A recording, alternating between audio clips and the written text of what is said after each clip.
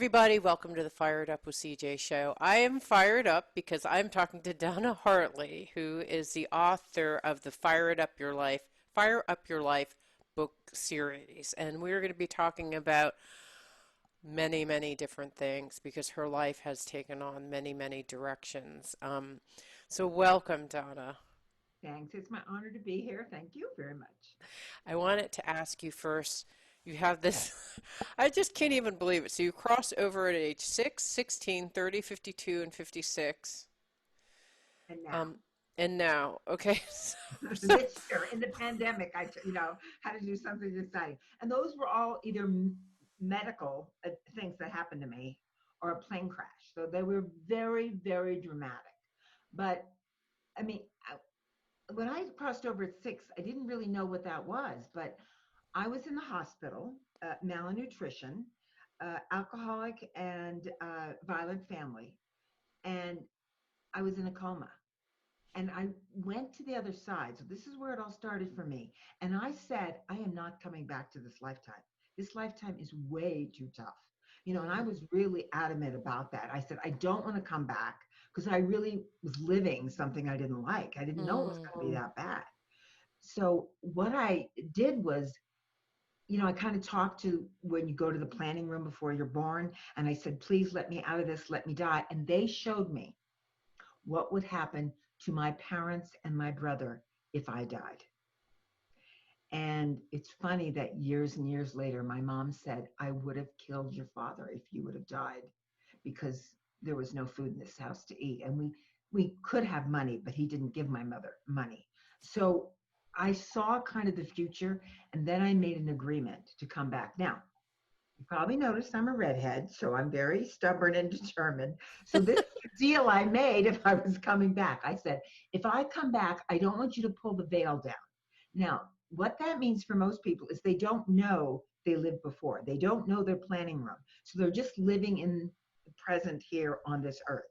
But I said, no, I want to know some of my past lives and what's some of my future where I'm going so I can tap into it sooner. So when the painful situations come in my life, I have that inner strength to carry on. So that was my first time of wow. Okay, and then tell us about the subsequent times because they're kind of unbelievable, the stories of, it really is unbelievable. well, at 16, that was my first heart procedure. I've had 3 of them now. Hmm. And so I was born without one of the valves that I needed. It had 3 kind of leaves to it, only had 2. And I come from a family with heart disease. Now, I had to understand that. And I did understand that for some other past lifetimes in that I didn't love myself in my heart. Mm. So that was my lesson in this lifetime to really get to that self acceptance. So it did take 3 surgeries to get there, but I understood it now and then accepted it on an inner level. At 16, my mother and father were fighting. They both went to specialists. One said she needs a heart surgery, the other one said no. So my father said, you cannot do anything. I will slap a court order on you. So I agreed. He dropped me off in a hospital an hour and a half from home. And I went through it by myself at 16 years old. Oh no. So it was a catheterization. It took 3.5 hours. And yes, they put me on a penicillin when I had dental work. They watched it. They said, wait till later. And I made up my mind at that time that I was going to live a long time. And so I really said, I got to be proactive. I didn't do drugs, liquor, all those kind of things that can destroy you. But what happened during that presentation, I felt a white light come in me. And I felt it bust a bubble. I was going to die. A bubble was going towards my heart. And because you're kind of a little awake, but I remembered that. I saw it. And it was my earth mentor. I met him later. And he told me that he was sent to bust the energy that was going towards my heart. I mean, and to give me that lifeline that I needed. So Mm. right then I connected with the other side and I knew the people were listening to me. I was talking to them and they said something on earth so I could live. Wow. Okay, so that was age 16. 16. Okay, so then I went a long streak there, 16 to 30. Okay. All-time low as a Hollywood actress. So, if you don't have the connections, you can work your butt off, you don't go anywhere. I was financially, emotionally, spiritually, mentally bankrupt. But this, I guess, is what I want your listeners to know. If you think your life is not worth it and you say, I want to die, that connects on some level.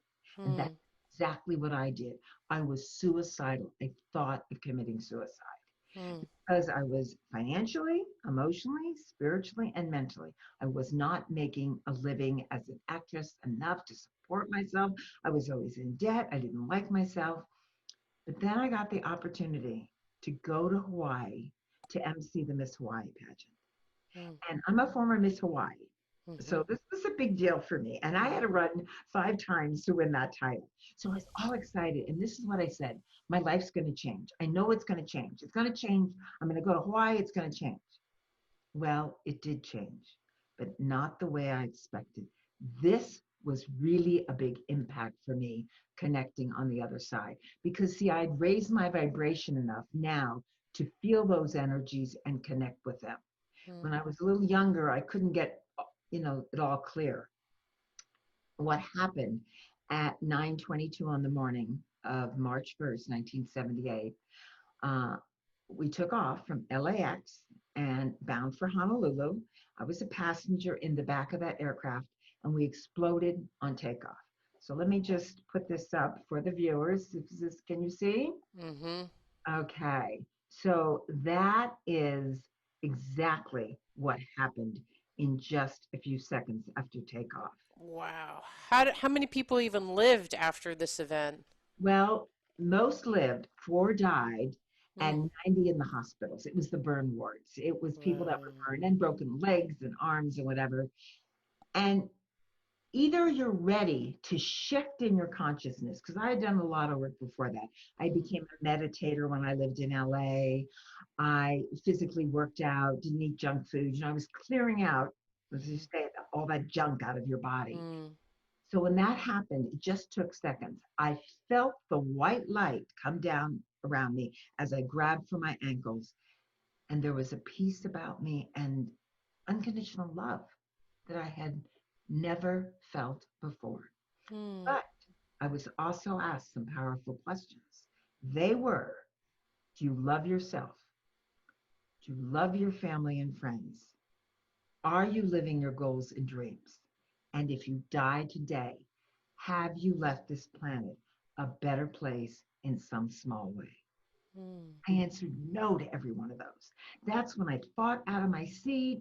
I fell to the wrong side of the plane. I scrambled back up. I was the very last one Wow. to make it out of that chute, the rear section of the aircraft, without burning or getting burned. Because most of the people behind me had to jump. So they landed in the flames and they had broken arms and backs and legs. Oh my God. That was, Wow. let me tell you, that was the moment. So, to your listeners, you can suffer for 20 years or you can change in 3 seconds. And that's a matter of consciousness when you choose it. Now, Wow. I was at life or death, and I chose life again because I said, make my life matter. And I did not know that that moment that's what I was choosing. I was choosing a destiny where my life would matter, that I would Hmm. stop the complaints and ask anybody, blame anybody else or ask anybody to do the work for me. I then, from that day forward, was willing to do the work. So And that, then now 52, 56. okay, And what 52 these are was, the thing was that they're all the same dates, right? oh yeah, there was a March 1st plane crash, March 1st melanoma, 52, and March 1st open heart surgery. So if people say, how do you know when you get a message from the other side?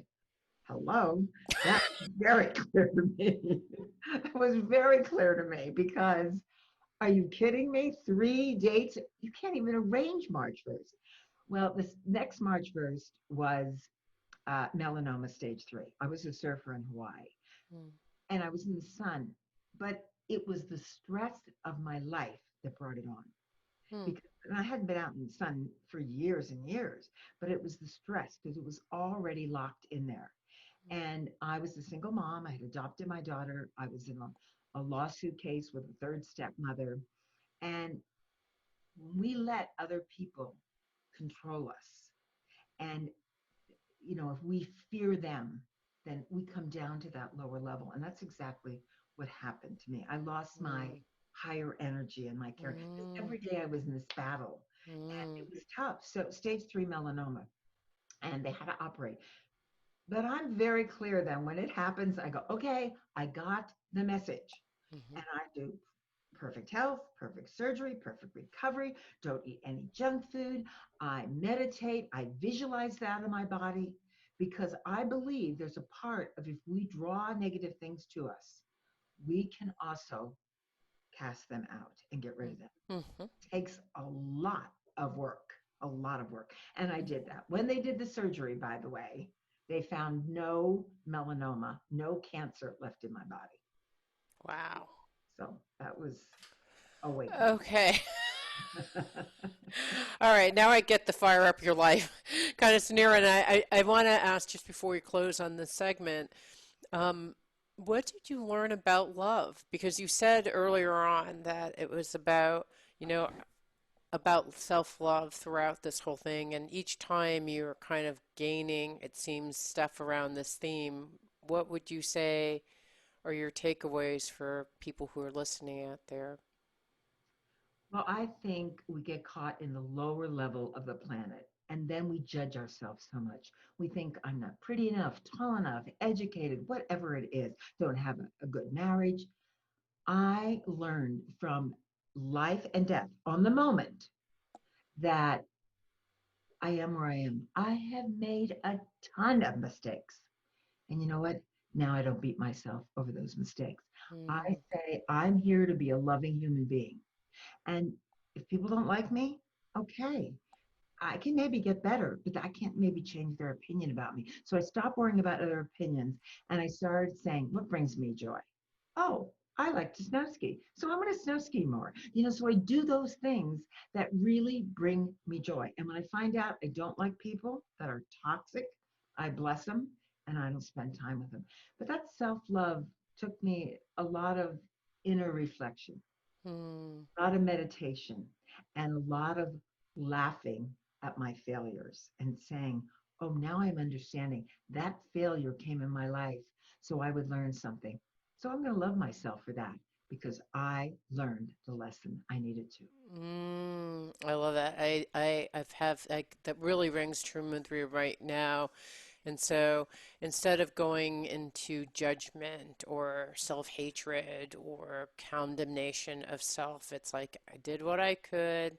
I'm going to have, I did what I could, and I can't control how other people think. And love yourself, right? I mean, if you're learning and growing and you got the lesson that you're supposed to learn, Yeah, then you're done. there you I go. love it. Okay, we've been talking to Donna Hartley about her incredible life and death story, I would say.